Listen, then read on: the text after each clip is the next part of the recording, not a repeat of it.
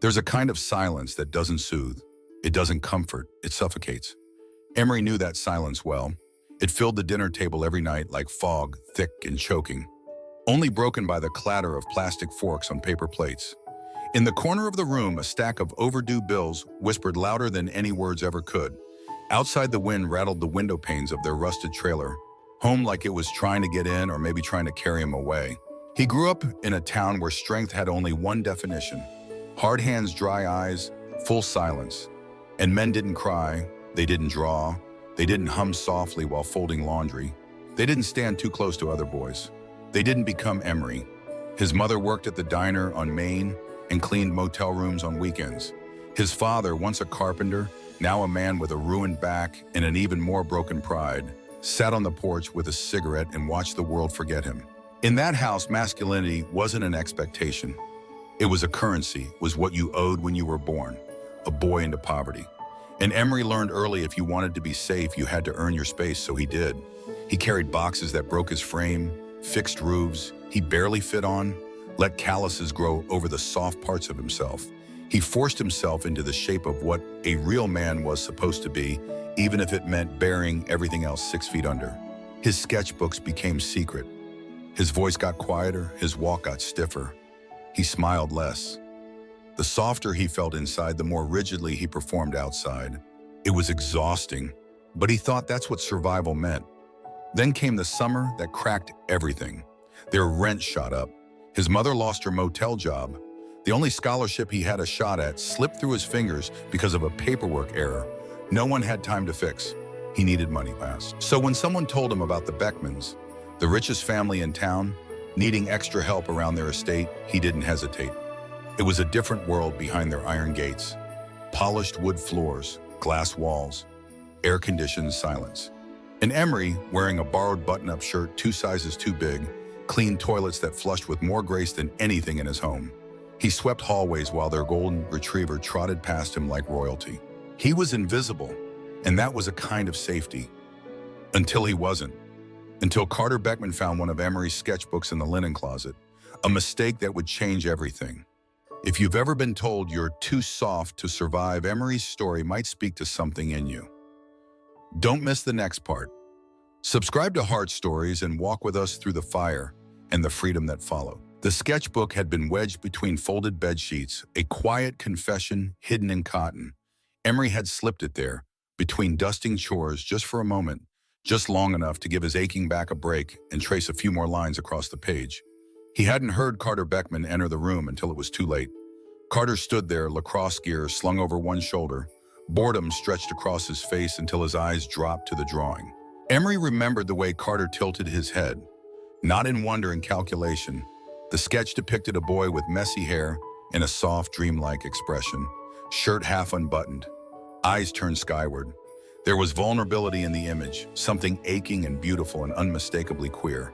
It was art, but also a mirror, and Emery had left it facing up.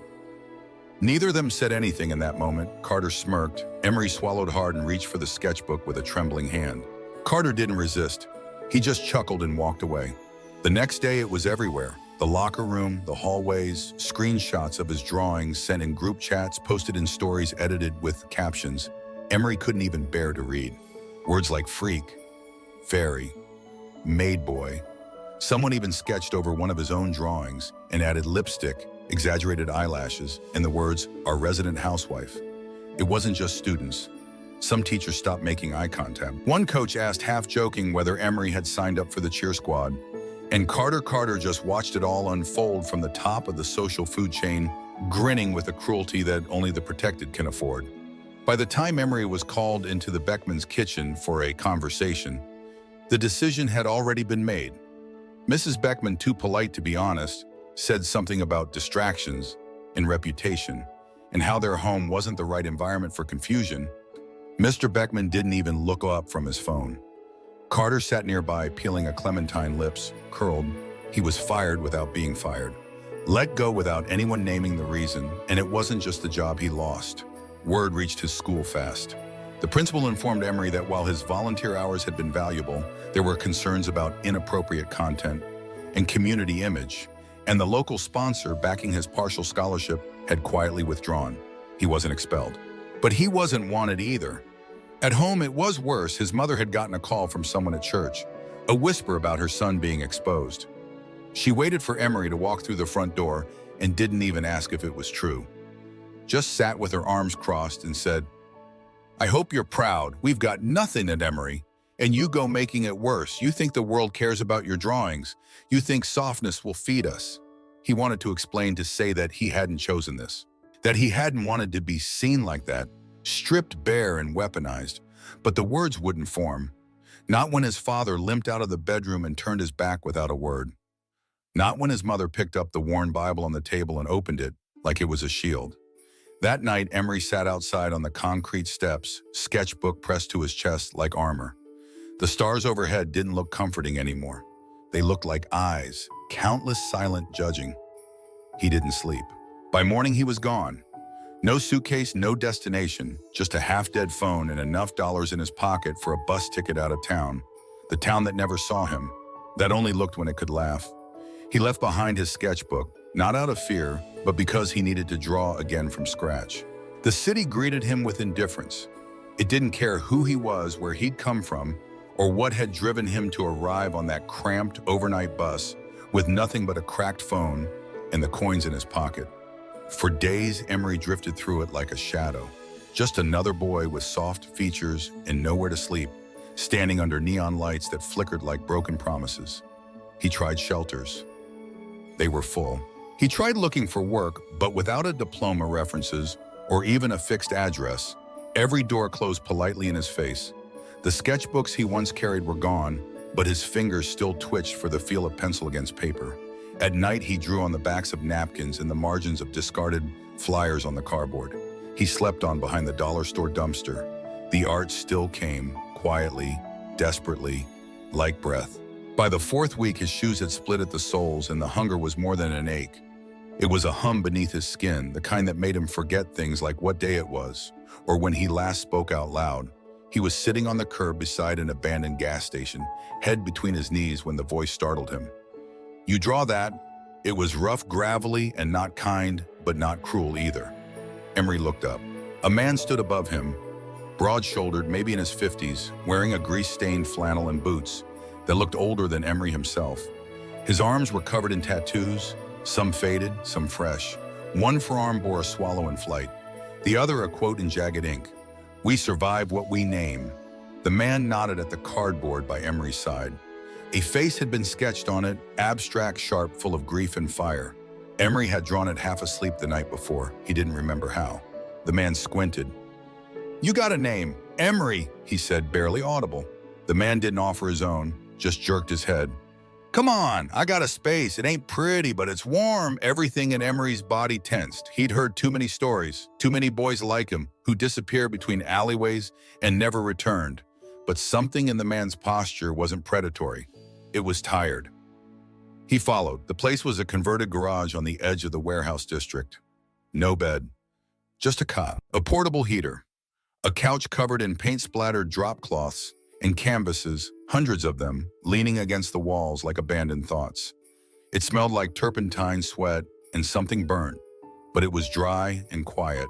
The man handed him a grilled cheese sandwich wrapped in foil. Emery didn't ask questions, he ate. They didn't talk much that first night. The man, whose name turned out to be Henry, said only one thing before rolling out a second cot. "You don't owe me your story, but if you've got something to say it with paint." That was the beginning. Over the next weeks, Emery painted, sometimes furiously, sometimes gently. He painted what he couldn't say, the ache of being looked at but not seen, the humiliation of exposure, the longing for touch without shame, the ghost of who he might have been had the world not demanded a performance. Henry never praised him, but he never turned away either. Sometimes he'd grunt. Sometimes he'd just stand silently, arms crossed, eyes glinting, and then he'd hand Emery another canvas. Emery learned that Henry had once been a gallery artist, that he'd been thrown out of his family at 16 for being too much like his uncle. Whatever that meant, that he'd painted in 5 cities, been arrested in 3, and loved only once. That man had died in '89. "You paint like someone who wants to live," Henry muttered one day as Emery finished a portrait of a boy with wings tattooed down his spine. You just don't know it yet. Emery didn't respond, but that night, for the first time in months, he slept a full 8 hours. Somewhere between the brushstrokes and the quiet, between the heat of Henry's propane lamp and the grit under his fingernails, Emery began to feel real again. Not as a mask, not as a son, not as someone else's burden or joke or disappointment, but as himself, raw, unfinished, but his. Emery never intended to go back. He told himself that often, like a prayer he didn't believe. That town had tried to erase him, and he had survived. That should have been enough, but memory's a strange thing. It doesn't stay buried just because you leave. It grows like moss in silence. It waits. Henry's garage became more than shelter. It became a studio, a ritual, a war room of colors. Emery painted relentlessly faces, blurred by shame boys with silver scars, figures breaking through brick walls with outstretched hands. The city began to notice. First a local zine, then a community gallery. Soon one of his murals, painted on the side of an abandoned elementary school, went viral. A child stood in front of it in a viral video and said, "That looks like me, but free." That changed everything. A nonprofit from his home state reached out, inviting Emery to speak at a youth arts conference. "We want you to come back," they said, "to the place where your story began." He almost said no, but Henry just looked at him and said, "You can't fight ghosts if you never face them." So Emery returned, not in secret, not in shame, but as a featured artist invited to speak at a school district event promoting inclusive art programs. The irony made him laugh. The same district that once allowed him to be humiliated now wanted to claim his name. The auditorium was smaller than he remembered. The stage creaked. The chairs still had that faint mildew smell from years of closed window winters, but this time they faced him. Teachers, students, local press, community members, a few faces he recognized, a few that flinched when they recognized him. He didn't use notes, he didn't rehearse. He simply stood there, hands shaking slightly, and told the truth. "I used to think survival meant disappearing, performing, making myself small enough to pass through cracks in the wall without being seen. But it turns out surviving is louder than that. Sometimes it's painting on the very walls that tried to hold you in. Sometimes it's standing here in front of people who used to whisper and refusing to apologize." A hush fell over the room like fog. Then came the questions. A girl in the front row, maybe 16, raised her hand. Her voice trembled. "What would you say to someone who's scared to be soft in a world that punishes softness?" Emery smiled, not with confidence, but with recognition. "I'd say that softness is not weakness. It's resistance, and every time you let yourself feel you're doing something powerful, they don't expect you to survive with your heart intact.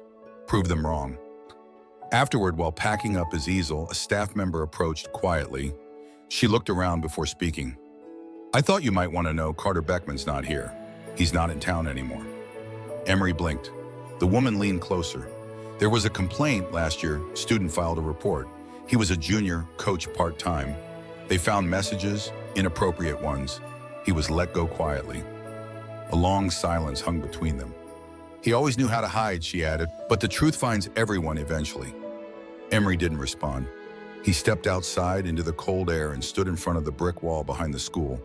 Once tagged with the slurs, now faded, he pulled out a can of white paint from his bag, not to cover it up, to transform it. Within hours, a new mural took shape. A boy sitting beneath a sky of stars, each one stitched with the names of those who'd been erased. The boy wasn't hiding, he was resting, watching, becoming. People stopped to look. No one interrupted, and in that moment, Emery didn't feel victorious or vindicated. He felt still whole, seen. Not because they'd changed, but because he had. Emery didn't stay long in the town. He never intended to. Some places weren't meant to hold your new shape, only remind you why you broke the old one.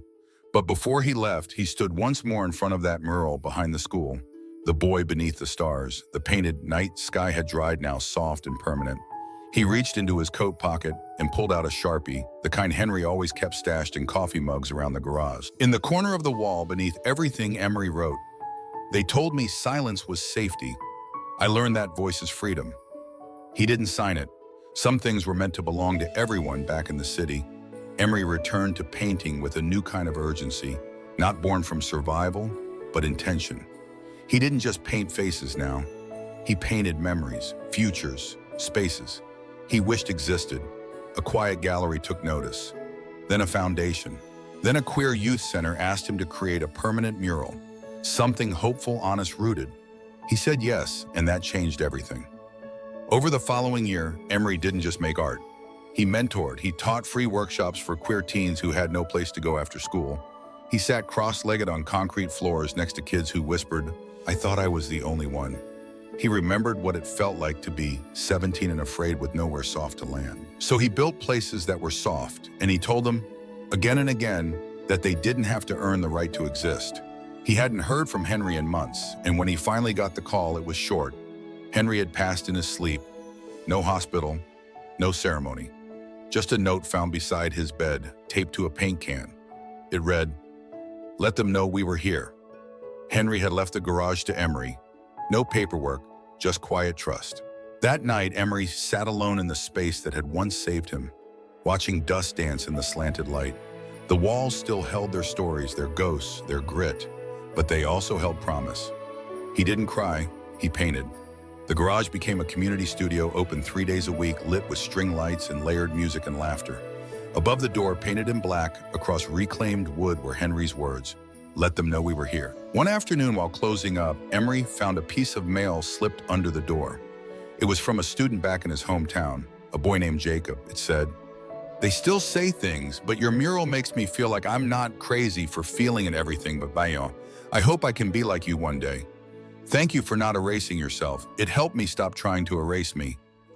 Emery folded the letter gently and placed it inside his sketchbook. The new one filled now with wings open, hands boys made of stars, and boys with both scars and halos. He walked outside, looked up and let the silence hold him, but this time it didn't suffocate, it listened. Have you ever felt like you had to disappear to survive? Like softness made you a target, not a treasure? Emery's story isn't just his. It belongs to anyone who's ever had to fight for the right to be whole. What would you write on your wall if no one could paint over it? Share your truth below and don't forget to subscribe to Heart Stories because your story matters and we'll be here to help you tell it.